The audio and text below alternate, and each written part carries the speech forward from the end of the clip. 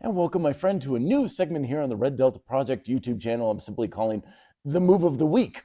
Every week we're looking at a fundamental progressive calisthenics exercise to build muscle and strength. All of the little technical details you need to know, progressions, regressions, and a little workout is down below in the description on how to apply it. And this week we're observing one of the most important calisthenics exercises, and we're looking at one of the best ways to address your glutes and your hamstrings, a hip hinge movement, if you will.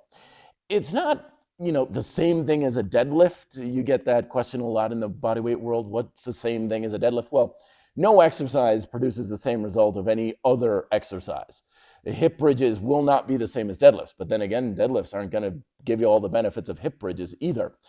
But fundamentally, it's the same basic movement pattern. We're stabilizing with our back and we're driving with our hips, particularly your glutes and your hamstrings. It's not quite a back bridge, which is a lot of spinal extension, and it's not a lion bridge either, which is mechanically a lot easier, which is why you need a lot of weight in order to make it effective.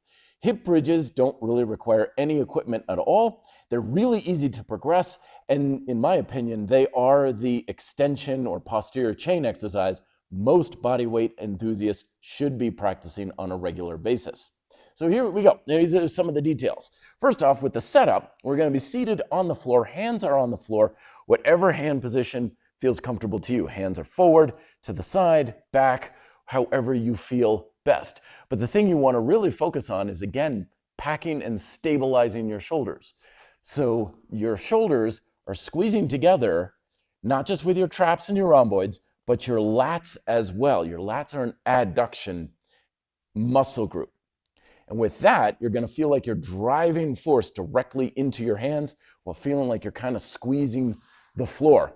When you do that, you should have a noticeable extension in your spine, like you're lifting up your chest. That activation is going to be present throughout the entire exercise.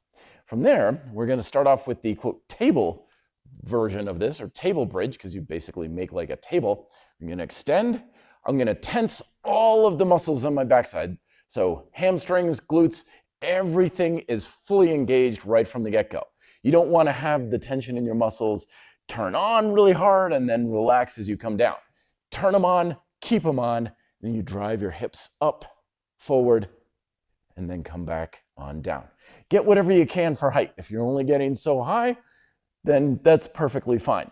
But you do want to make sure you're driving with these muscles. It's not at all a lower back exercise. In fact, I often tell clients, don't ever have a lower back exercise. Your lower back is more like a joint. If you feel it in your lower back, you're doing something wrong. So you want to have your back stable and feel it all below the waist, not above the waist. Again, muscles are tense, and I'm driving up, looking up to the ceiling. Helps if you're not like that kind of thing. And that's your basic table bridge where we start. Progressions and regressions are pretty simple. You can have your feet wider for more stability. Narrower is going to be harder. You can also increase the range of motion in your hips by bringing them closer to your hands. And then you have kind of a swing rocking motion as you're doing the exercise rather than just coming straight up and down. To increase the resistance, first start off with extending your legs further, so about half bent to fully straight. And then with your feet, you can progress, again, from shoulder width together, cross ankle, so now my left leg has more weight on it. Moving up the shin takes away some of that mechanical leverage until you're eventually with one foot on the other side and basically doing a single leg variant.